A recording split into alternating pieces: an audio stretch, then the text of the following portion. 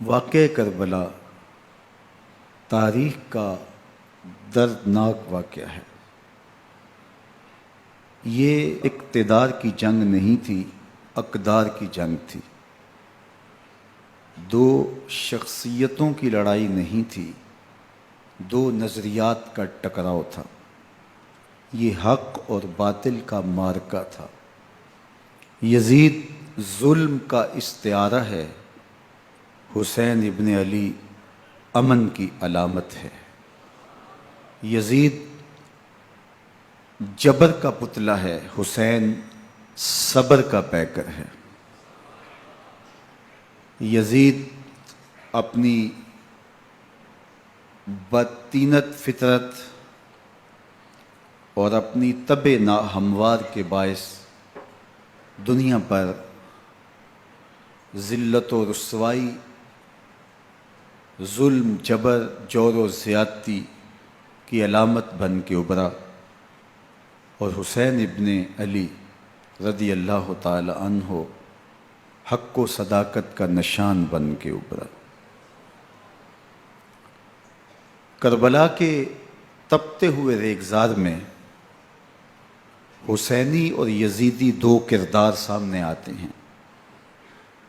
اقبال نے کہا تھا، موسیٰ و فرعون و شبیر و یزید، ایند و قوت از حیات آید پدید،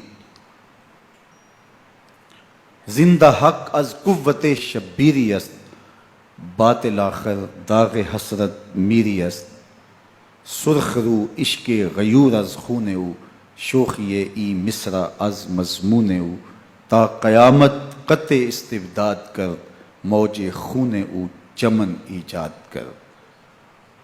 یزید بہدل کی بیٹی محسون کا ناپاک بیٹا تھا، اور حسین محمد عربی کی بیٹی فاطمہ کا شہزادہ تھا۔ یزید دمشق کے اطراف میں سرجون اور جریر اختل جیسے اوباشوں کے جرمٹ میں پل کے جوان ہوا۔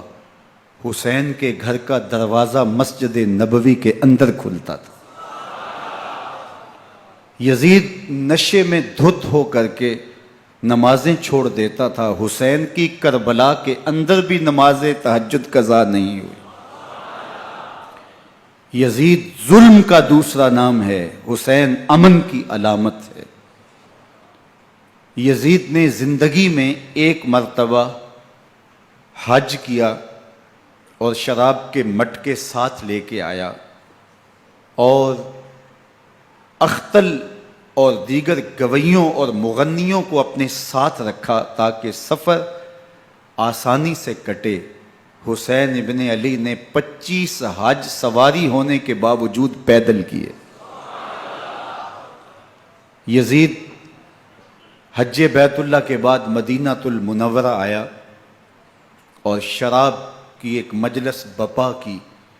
حضرت امام حسین رضی اللہ تعالی عنہ جب وہاں پہنچے تو شراب کی پھیلی ہوئی بدبو کو محسوس کرتے ہوئے فرمایا، یہ بو کیسی ہے؟ تو نشے میں دھت یزید بولا، یہ شام میں بنتی ہے، اور ایک جام منگوایا اور اس کو پیتے ہوئے دوسرا جام حضرت امام حسین رضی اللہ تعالی عنہ کی طرف بڑھاتے ہوئے کہا، ابا عبداللہ لیجئے۔ تو حضرت امام حسین رضی اللہ تعالی عنہ نے فرمایا، میں اس کی طرف دیکھتا بھی نہیں ہوں، اور پھر وہ عشقی اشعار پڑھنے لگا۔ جب یزید کی شراب نوشی کا منظر امام حسین رضی اللہ تعالی عنہ اپنی آنکھوں سے دیکھ چکے تھے تو مجھے بتاؤ، یزید کے ہاتھ پہ امام حسین کا پاک ہاتھ کیسے آتا؟ حضرت امام حسین رضی اللہ تعالی عنہ جس ماحول میں پلے تھے، جس ماحول میں پرورش پائی تھی، جس ماحول میں رہے تھے، وہ پاکیزہ اور تقدس مآب ماحول تھا۔ اور یزید کبھی اطراف دمشق میں، کبھی غوطہ میں، کبھی الخضرہ محل میں، اور کبھی کہاں داد عیش دیتا رہا اور لہو و لعب کے اندر مصروف رہا، اور اس کی زندگی ان چیزوں سے عبارت تھی. وہ محرمات کو حلال قرار دیتا، شراب نوشی اس کی ہڈیوں میں رچی ہوئی تھی، اور شریعت بیضا کا مذاق اڑایا کرتا. اور حسین ابن علی رضی اللہ تعالی عنہ کی دوستیاں جن لوگوں سے تھی وہ عبداللہ ابن عباس تھے، عبداللہ ابن عمر تھے، حضرت عبد الرحمن بن ابو بکر رضی اللہ تعالی عنہ تھے. یزید تو جوا کھیلتا رہا، یزید تو قمار بازی کرتا رہا، یزید تو شراب نوشی کرتا رہا، اور حسین ابن علی مسجد نبوی کے ممبر میں حضور کے پہلوؤں میں بیٹھتے رہے. زمانے نے وہ منظر دیکھا کہ سرخ رنگ کے جوڑے پہنے ہوئے حسنین کریمین حجرہ فاطمہ سے نکلتے ہیں، کم عمری کی وجہ سے کبھی گرتے ہیں کبھی سنبھلتے ہیں، اور آقا کریم خطبہ ارشاد کر رہے ہیں، خطبہ چھوڑ کے حضور نے شہزادوں کو اٹھا لیا. وہ منظر بھی زمانے نے دیکھا. حضرت عبداللہ بن شداد کہتے ہیں کہ حضور سجدے میں تھے اور سجدہ اتنا طویل ہو گیا، ہمیں لگا یا تو وحی کا نزول ہو رہا ہے یا پھر اللہ کا حکم آ گیا اور اللہ کے محبوب کی روح قبض کر لی گئی. لیکن میں نے جب نظریں اٹھا کے ننکیوں سے دیکھا تو کیا منظر تھا کہ حسین ابن علی حضور کی پشت پہ بیٹھے ہوئے اور میرے آقا سجدے کو طول دے رہے ہیں. اللہ اکبر. حسین کے لیے پیغمبر کے سجدوں کو طول دیا جا رہا ہے. حسین ابن علی کبھی ممبر پہ حضور کی اطراف میں بیٹھتے ہیں. وہ منظر بھی دنیا نے دیکھا کہ حضور کے مبارک کندھوں پر حسین ابن علی بیٹھے ہیں اور حضور کی زلفوں کو پکڑا ہوا ہے. تو حضرت عمر رضی اللہ تعالیٰ عنہ دیکھ کے کہتے ہیں واہ واہ کیسی سواری میسر آئی حسین ابن علی کو. تو میرے آقا مسکرا کے کہتے ہیں عمر سواری دیکھتے ہو سوار بھی تو دیکھو. اللہ اکبر. حضرت اسامہ بن زید بن حارثہ رضی اللہ تعالیٰ عنہ فرماتے ہیں رات کا ایک پہر گزر گیا اور مجھے حضور سے کوئی کام تھا. میں آقا کریم کی خدمت میں حاضر ہوا، در دولت پہ دستک دی. حضور تشریف لائے تو چادر اوڑی تھی، بکل کی ہوئی تھی میرے حضور نے. تو میں نے اپنی حاجت کہی تو حضور نے میری حاجت پوری کر دی. لیکن ایک منظر میں نے دیکھا کہ حضور نے جو چادر کی بکل فرمائی تھی اس کے اطراف میں پہلوؤں میں ابھار تھے جس طرح اندر کوئی ہو. مجھ سے نہ رہا گیا، میں نے پوچھ لیا. میں نے کہا بندہ نواز چادر کے اندر کیا ہے؟ فَكَشَفَهُ. تو حضور نے چادر کو کھول دیا. فَإِذَا الْحَسَنُ وَالْحُسَيْنُ عَلَىٰ وَرِكَيْهِ. تو کہتے ہیں میں نے اپنی آنکھوں سے دیکھا ایک پہلو سے امام حسین لپٹے ہوئے تھے، ایک پہلو سے امام حسن لپٹے ہوئے تھے. فرمایا یہ میرے بیٹے ہیں، یہ میری بیٹی کے بیٹے ہیں. اے اللہ میں ان سے پیار کرتا ہوں، تو بھی ان سے پیار کر، جو ان سے پیار کرے اس سے بھی پیار کر. ان کی محبت کا درس دیا، ان کے پیار کا سبق پڑھایا. کہا ان سے پیار کرنے والا میرے سے پیار کرنے والا ہے، ان سے بغض رکھنے والا میرے سے بغض رکھنے والا ہے. ان کی تکلیف حضور کو بے چین کر دیتی تھی. حضرت سیدہ فاطمہ الزہرا رضی اللہ تعالی عنہا کے گھر کے قریب سے گزرے تو حضرت امام حسین کے رونے کی آواز آ رہی تھی. تو آقا کریم علیہ السلام نے فرمایا کہ فاطمہ حسین کو چپ کرواؤ. الا تعلمی ان بقاءہ یوزینی. تو جانتی نہیں حسین کا رونا مجھے دکھ دیتا ہے. حسین ابن علی کو حضور رونے نہیں دیتے تھے، ان کو دکھی نہیں ہونے دیتے تھے، کیونکہ رسول اللہ صلی اللہ علیہ وسلم جانتے تھے کہ یہ کتنے دکھ سہے گا، کتنی تکلیفوں سے گزرے گا اور کتنے مصائب سہے گا. زمانے نے وہ گھڑیاں بھی دیکھیں کہ حضرت حذیفہ بن یمان رضی اللہ تعالیٰ عنہ فرماتے ہیں کہ میں حضور کی خدمت میں نماز مغرب کی ادائیگی کے لیے حاضر ہوا، اور میں نے یہ اجازت خاص طور پہ اپنی ماں سے اس شرط پہ لی تھی کہ امی آپ مجھے اجازت دیں، میں حضور کی خدمت میں حاضر ہوتا ہوں، مغرب کی نماز بھی ادا کروں گا اور پھر حضور سے عرض کروں گا حضور میرے لیے اور میری ماں کے لیے بخشش کی دعا کر دیجئے. ماں نے اس شرط پہ اجازت دے دی اور میں حضور کی خدمت میں آ گیا. نماز مغرب ادا کی، سلام پھرا تو میرے دل میں آرزو تھی میں حضور سے عرض کروں حضور میرے لیے اور میری ماں کے لیے مغفرت کی بخشش کی دعا کر دیں. لیکن حضور عبادات میں، ذکر میں، نوافل میں ایسے مشغول ہوئے کہ میں آرزو رکھنے کے باوجود بھی عرض نہ کر سکا. خیر نماز عشاء کا وقت ہوا، اذان پکاری گئی، حضور مصلی پہ آئے، نماز پڑھی، سلام پھرا، تو میرے دل میں پھر خیال آیا کہ ماں سے ایک نماز کی چھٹی لی تھی، نمازیں بھی 2 ہو گئیں، ماں نے جاتے پوچھنا ہے حضور سے میرے لیے اور اپنے لیے مغفرت کی، بخشش کی دعا کروائی تھی، تو کیا جواب دوں گا؟ اور حضور اٹھے اور کاشانہ اقدس کی طرف چل دیے۔ اب میرے دل میں یہ خیال رہ کے آ رہا تھا کہ ماں کو کیا جواب دوں گا، میں تو حضور سے بخشش و مغفرت کی دعا کروا ہی نہیں سکا۔ جب حضور چل پڑے تو غیر ارادی طور پہ میں بھی حضور کے پیچھے چل پڑا۔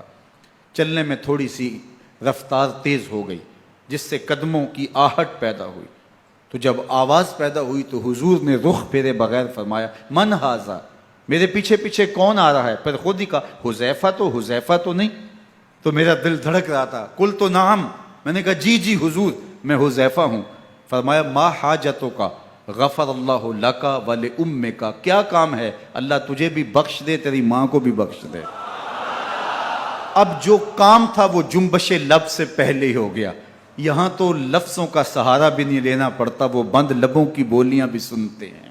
اقبال بولا ہے فروغت صبح آثار و دہور، چشم تو بی نندائے ما فی الصدور، تیری نظر تو سینوں کے چھپے راز بھی دیکھتی ہے۔ تو کہا ما حاجتوں کا غفر اللہ لک ولامک، اللہ تجھے بخش دے، تیری ماں کی بھی مغفرت کر دے، کیا کام ہے؟ اب جو کام تھا وہ تو ہو گیا۔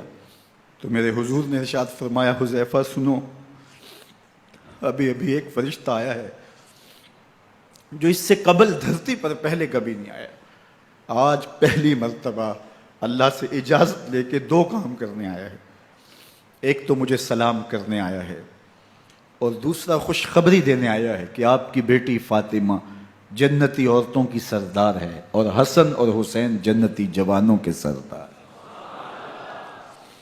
ایک طرف یزید ناپاک میسون کا پلیت بیٹا، اور ایک طرف محمد عربی کا نواسا، فاطمہ کے دودھ کا اثر، علی المرتضیٰ کے خون کی تاثیر، رسول اللہ صلی اللہ علیہ وسلم کے کندھوں پہ بیٹھنے والا۔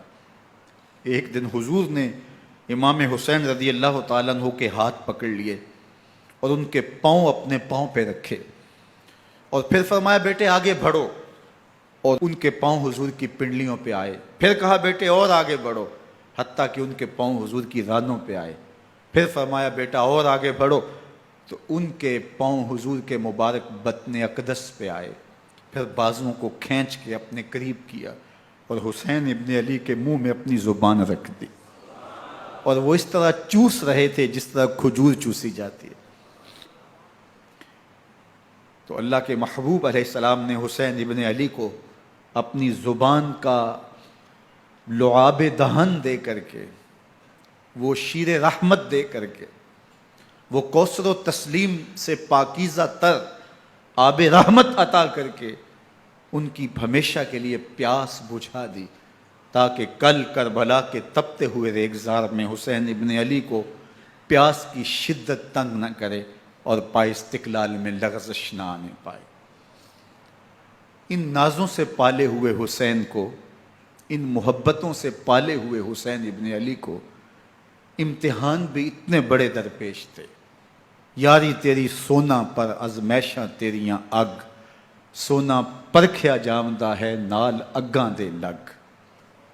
جتنا بڑا شخص ہوتا ہے اتنی آزمائشیں بھی بڑی ہوتی ہیں۔ پیغمبر رحمت کی آغوش میں کھیلنے والا، حجرہ فاطمہ کا جانشین، مصلی رسول کا وارث، منبر رسول صلی اللہ علیہ وآلہ وسلم پر حضور کے مبارک پہلو اور گود میں بیٹھنے والا حسین، حضور کی زبان چوسنے والا حسین، حضور کے کندھوں پہ سواری کرنے والا حسین، آقا کریم علیہ الصلوۃ والسلام کے مبارک سجدے کی حالت کے اندر حضور کی پشت پہ کھیلنے والا حسین، جس حسین کا دروازہ مسجد نبوی کے اندر کھلتا تھا اور یزید کی کرتوتوں کے چشم دید گواہ تھے۔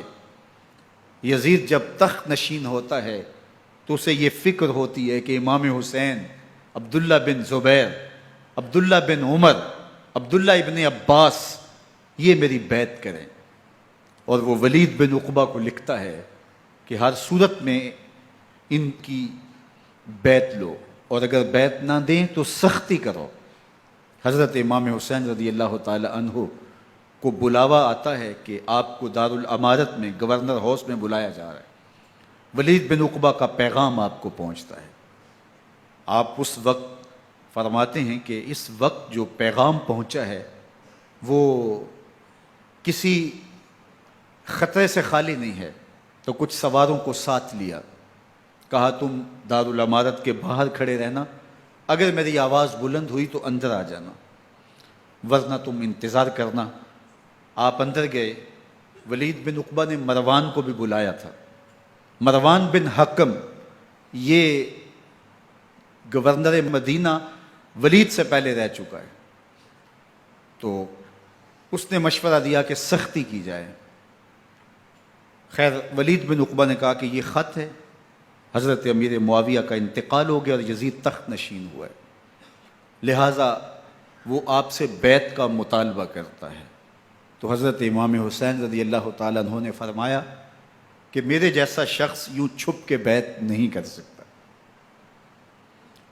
اور آپ واپس پلٹے. مروان بن حکم نے ولید بن عقبہ کو کہا کہ یہ موقع ہے جانے نہ دیا جائے، اگر یہ نکل گئے تو دوبارہ تم قابو نہیں پا سکو گے، اور انہیں یہیں قتل کر دیا جائے. حضرت امام حسین رضی اللہ تعالیٰ عنہ نے یہ بات سن لی. کہتے ہیں حضرت امام حسین انہی قدموں کے بل واپس پلٹے اور مروان بن حکم سے مخاطب ہو کے کہا، مروان کیا بول رہا ہے؟ وہ خاموش ہو گیا. فرمایا تو جانتا نہیں ہم کون ہیں؟ آنا حسین ابن علی ابن ابی طالب، میں حسین ہوں، میں علی کا بیٹا ہوں. ہمارے گھر میں قرآن اترتا رہا ہے، وحی کا نزول ہوتا رہا ہے، اور یزید فاسق ہے، فاجر ہے، مسلمانوں کا قاتل ہے اور شرابی ہے. میں ڈنکے کی چوٹ پہ یزید کی بیعت سے انکار کرتا ہوں. بس حیدری کچھار سے محمدی شیر نکل آیا ہے. اب اوسان خطا ہو گئے، راستہ چھوڑ دیا، واپس آئے. سیدہ زینب سے ملے، کہا مدینے کو چھوڑنا پڑے گا. کہا بھیا کیا ہوا؟ کہا یزید بیعت لینے پہ مصر ہے اور میں کسی صورت بھی بیعت نہیں کروں گا. رسول اللہ کا مدینہ ہمارے خون سے لالا زار بنے گا. میں نہیں چاہتا کہ حضور کے شہر نور کی حرمت پامال ہو. دوستو وہ کیسا منظر ہوگا جب حسین ابن علی نے آخری حاضری حضور کے روضے پہ دی ہوگی. حاجی یا معتمر 10 دن کے لیے، 8 دن کے لیے، 20 دن کے لیے مدینہ المنورہ عارضی سکونت اختیار کرتا ہے، اور حضور کے روضہ انور سے، اس شہر نور سے، ان گلیوں سے، ان بام و در سے ایسا مانوس ہو جاتا ہے کہ جب واپس پلٹ رہا ہوتا ہے ان دعاؤں کے ساتھ کہ دوبارہ آنا بھی نصیب ہو، اور اسے لگتا ہے کہ میں دوبارہ بھی بلایا جاؤں گا، لیکن اس کے باوجود شہر حبیب چھوڑنا قیامت سے کم نہیں ہوتا. اعظم چشتی مرحوم آخری بار جب حضور کے روضہ انور پہ گئے تو بیمار تھے، ویل چیئر پہ تھے. باب بقی سے باہر نکلے تو خادم سے کہا کہ میری ویل چیئر پیچھے سے کھینچو تاکہ میرا رخ روضہ انور کی طرف رہے. اور وہ پیچھے سے کھینچتا چلا جا رہا ہے، اور جب باب مکہ سے پیچھے جنت البقیع کے قریب سے گنبد خضرا نگاہوں سے اوجل ہونے لگا تو اعظم چشتی مرحوم نے کہا، جان بدن سے نکلتی ہے اعظم، جان بدن سے نکلتی ہے اعظم، کوئی آسان ہے مدینے سے جدا ہونا، کوئی آسان ہے مدینے سے جدا ہونا. یہ اس شخص کی کہانی ہے جو 10 دن، 5 دن، مہینہ، 2 ماہ وہاں رہتا ہے، اور پھر اس شہر کو چھوڑ کے آنا اس کے لیے آسان نہیں ہوتا. اور مجھے بتاؤ کہ حسین جو پیدا مدینے میں ہوا، جس کے گھر کا دروازہ مسجد نبوی کے اندر کھلتا تھا، جو مسجد نبوی کے اندر پرورش پا کے جوان ہوتا ہے اور مدینے کی گلیوں میں کھیلتا رہا، اس حسین ابن علی کے لیے مدینہ چھوڑنا، اور پھر وہ اس بات کا علم اور شعور رکھتے تھے کہ یہ آخری بار حضور کے در پہ حاضری ہے، دوبارہ اس شہر نور میں نہیں آ سکوں گا، تو کیا قیامت ہوگی اور کیا منظر ہوگا۔ محمد بن حنفیہ کے علاوہ خاندان نبوت کے جتنے لوگ تھے ان سب نے شہر مدینہ کو الوداع کہا، اور رات کے موقع میں مدینہ المنورہ کو، مسجد نبوی کو چھوڑ کر کے مکہ کی جانب عازم سفر ہوئے۔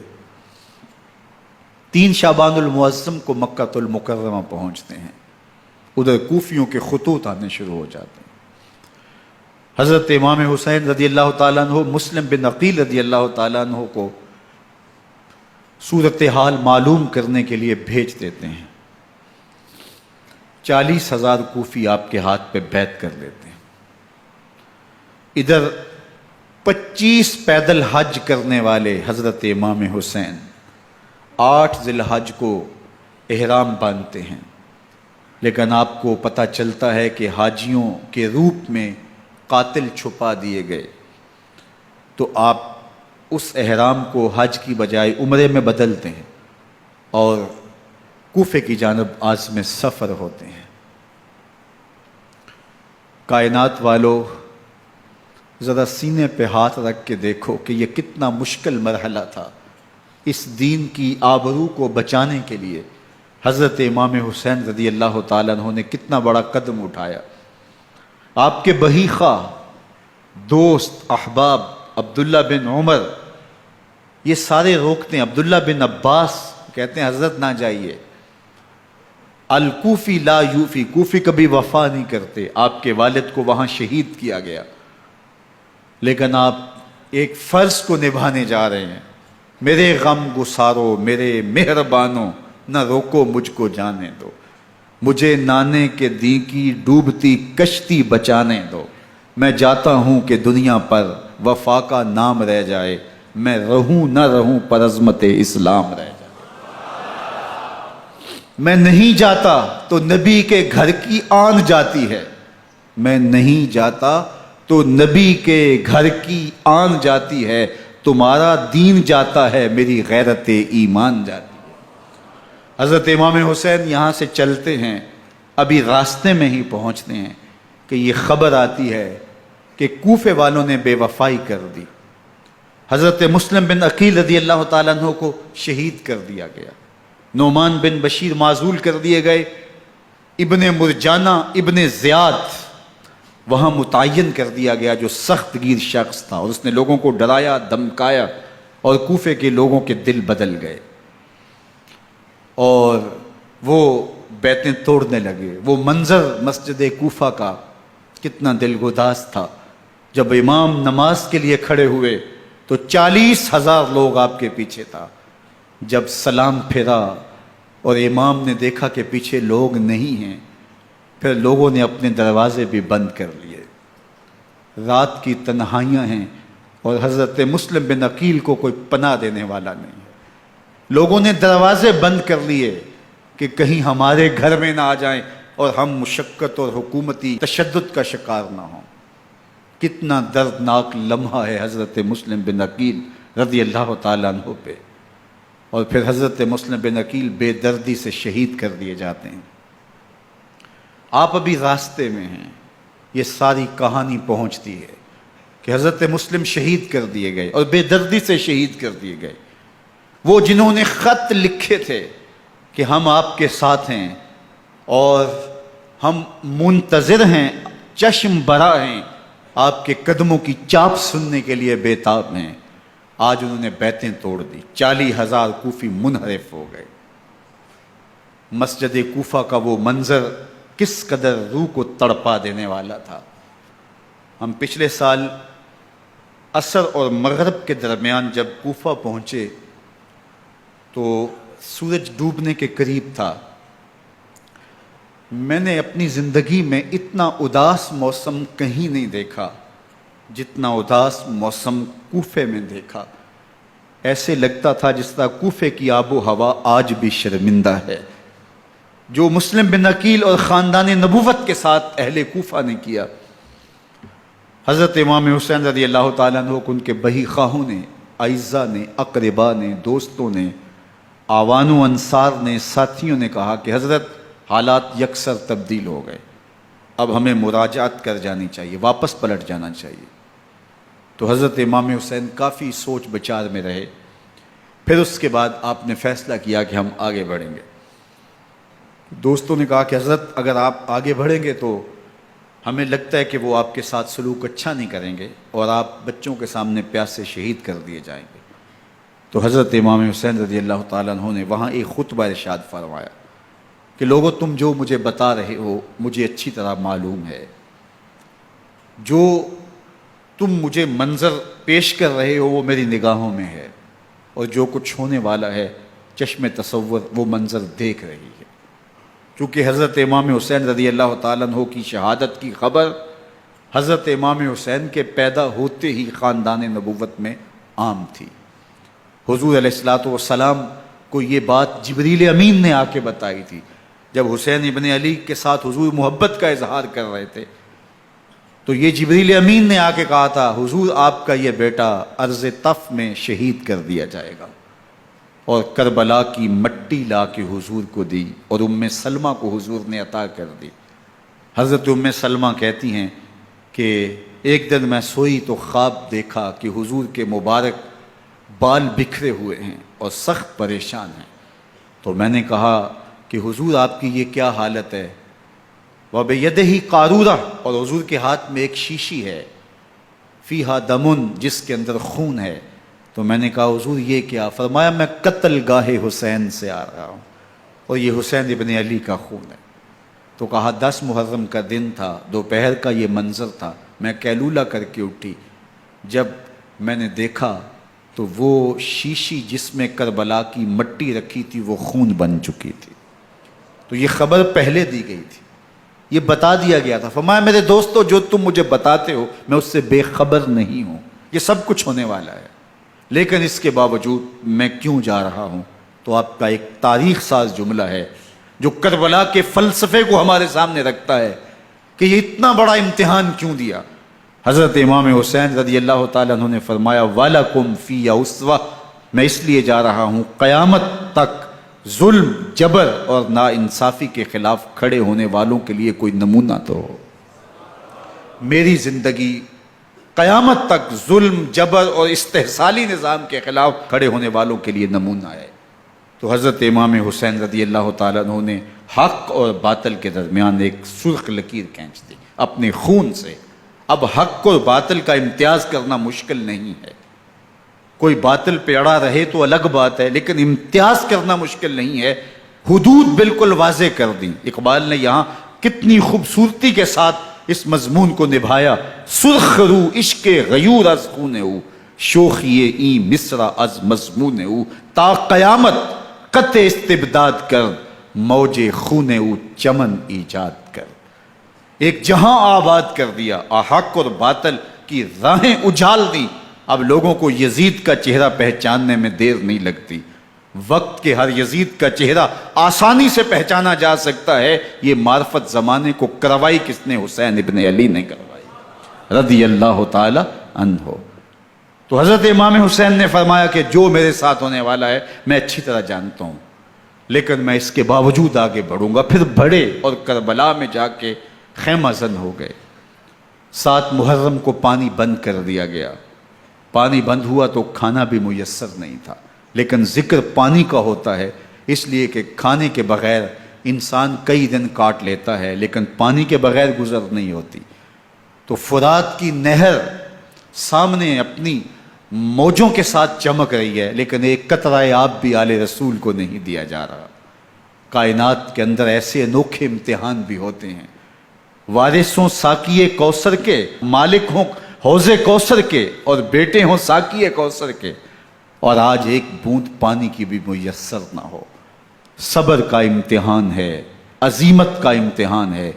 حضرت امام حسین رضی اللہ تعالیٰ عنہ خیمہ زن ہو گئے، 3 دن تک پانی بند رہتا ہے، 9 محرم کو رات کی تنہائی میں حملہ آور ہونا چاہتے ہیں، لیکن آپ نے کہا کہ ہمیں اللہ کے حضور عبادت اور ذکر کے لیے وقت دیا جائے۔ ساری رات ذکر میں گزرتی ہے، عبادات میں گزرتی ہیں۔ رات کے اندھیرے میں آپ چراغ بجھا دیتے ہیں۔ آوان و انصار کو کہتے ہیں کہ ان کی دشمنی میرے ساتھ ہے، انہیں میرا خون چاہیے، اگر تم رات کی تاریکی میں نکل جاؤ تو میں تم سے کوئی مواخذہ نہیں کروں گا، اور یہ بھی تمہارا پیچھا نہیں کریں گے، اس لیے کہ ان کا مطلوب تم نہیں ہو، ان کا مطلوب میں ہوں۔ جب چراغ جلایا تو کوئی بھی نہیں گیا۔ مسلم بن اوسجہ کھڑے ہو کے کہتے ہیں حضرت اگر ہمارے بدن کو 70 بار کاٹا جائے اور جلایا جائے اور ہواؤں میں اڑا دیا جائے پھر بھی آپ کا ساتھ نہیں چھوڑیں گے۔ 70 سال کے بوڑھے ہیں حبیب بن مظاہر، کہتے ہیں حضرت آپ کو چھوڑ کے جائیں کہاں، آپ کو چھوڑ کے جائیں کہاں؟ کوئی ساتھ چھوڑنے کے لیے تیار نہیں ہے۔ پیاس ہے، سخت گرمی ہے، کربلا کا ماحول ہے، 72 افراد اور خاندان کی خواتین میدان کربلا میں خیمہ زن ہیں۔ دوسری طرف لشکر اعداء اشقیا 22,000 کی تعداد میں مقابلے میں، ایک روایت 30,000 کی ہے۔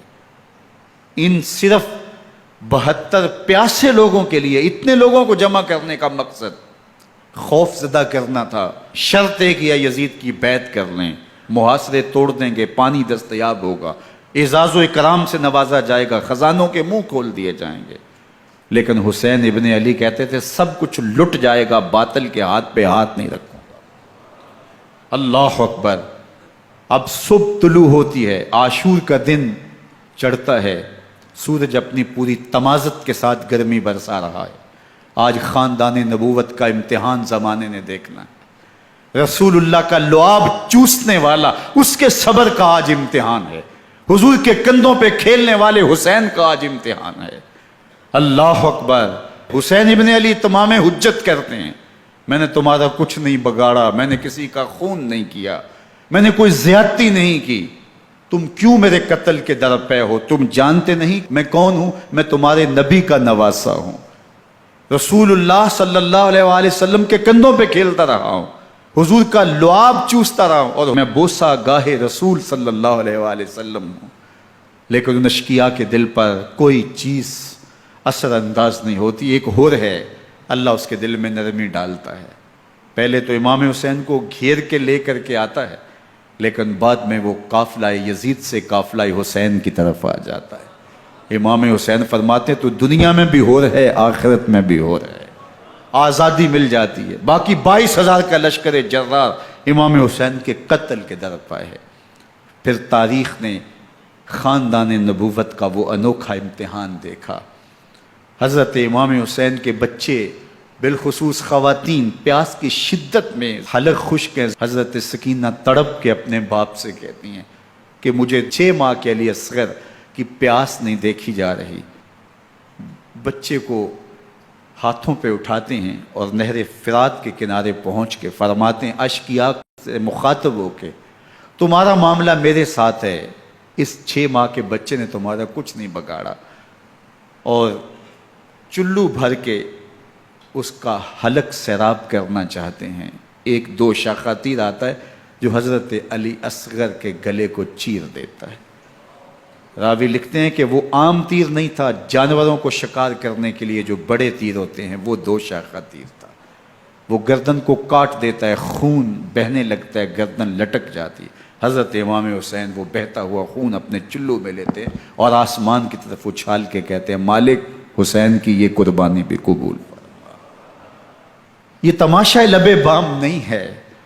بچہ بیمار ہو، ڈاکٹر جواب دے دیں، ماں باپ کے ہاتھ پھول جاتے ہیں۔